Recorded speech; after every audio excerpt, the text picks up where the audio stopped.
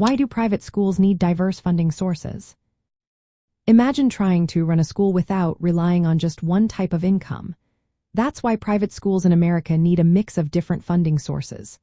Unlike public schools, which get most of their money from local, state, and federal governments, private schools don't receive direct government funding.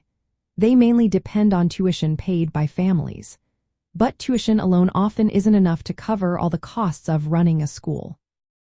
Private schools have to pay for teachers, building maintenance, books, technology, and extracurricular activities. These expenses can add up quickly.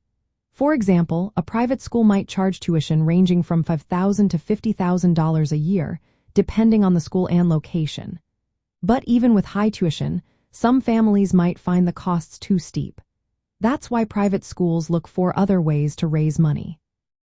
One big source is donations from alumni, parents, and community members. Schools often hold fundraising events like galas, auctions, and charity drives to gather funds.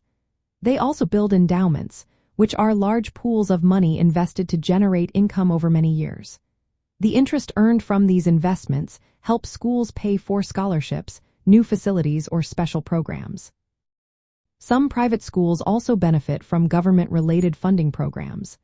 These include voucher programs, education savings accounts, and tax credit scholarships. These programs let families use public money or tax benefits to help pay for private school tuition. However, these funds are usually limited and come with rules, such as standardized testing or non-discrimination policies.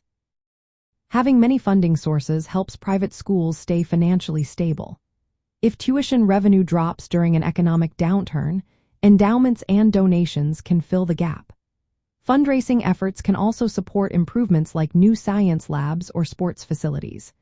This diversity allows schools to keep their independence, offer quality education, and make their schools accessible to more students.